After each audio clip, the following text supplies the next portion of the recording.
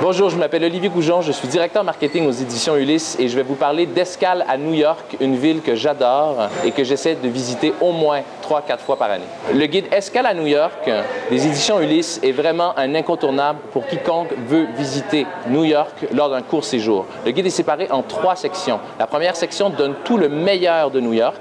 La deuxième section nous permet d'explorer la ville à travers différents parcours et toutes les meilleures adresses. Et la dernière section nous donne des informations pratiques comme comment s'y rendre, où loger. Ce que j'aime particulièrement dans ce guide Escale à New York, c'est qu'au début, dans la section Le meilleur de New York, on a plusieurs listes thématiques. Ça nous permet en un coup d'œil d'aller tout de suite identifier les attraits, les restaurants, les lieux à visiter quand on a peu de temps. Alors, il y a par exemple le meilleur de New York en quelques heures, en une journée, en un week-end. Ce sont des parcours qui nous sont suggérés.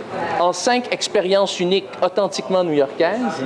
En 10 expériences culturelles, parce qu'on sait que New York est une ville qui foisonne au niveau culturel. 10 endroits pour faire plaisir aux enfants. On voyage souvent avec les enfants et ils n'ont pas toujours les mêmes intérêts que nous. Alors, ce sont des suggestions très pertinentes. Un autre aspect du livre que j'aime beaucoup et qui s'avère vraiment utile quand on voyage à New York, ce sont les suggestions de parcours. Dans chacun des quartiers, on a une carte avec tous les attraits, toutes les adresses, toutes les sorties, les boutiques, les bars qui sont suggérés, sont positionnés sur la carte, mais surtout, on arrive à repérer le parcours et donc, en un coup d'œil, on a une idée du parcours qu'on va découvrir. Ce qui est très pratique avec cette collection, c'est son format poche. C'est très facile de le mettre dans la poche de sa veste, dans son sac. Quels sont mes coups de cœur? Il y en a beaucoup. J'aimerais vous en suggérer quelques-uns. Alors d'abord, flâner. Partout dans New York, bien sûr, particulièrement dans le sud de Manhattan et je dirais particulièrement dans East Village et Alphabet City, où on voit toute la jeunesse new-yorkaise en pleine ébullition, entre petits cafés, boutiques, parcs.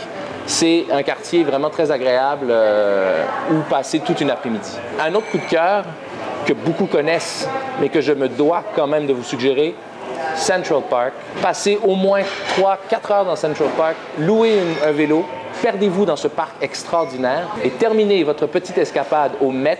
Il y a sur le toit du musée un café qui s'appelle le Roof Garden Café avec un martini qui surplombe le parc de Central Park. C'est absolument magique. Un autre coup de cœur, visitez Brooklyn Heights. Vous traversez le pont de Brooklyn et vous arrivez dans ce quartier extraordinaire, ce borough de New York, qui est la ville jumelle finalement de Manhattan, et vous finissez par Dumbo, qui est le quartier juste en dessous du Manhattan Bridge. Souvent, on va à New York et on oublie d'aller à Brooklyn.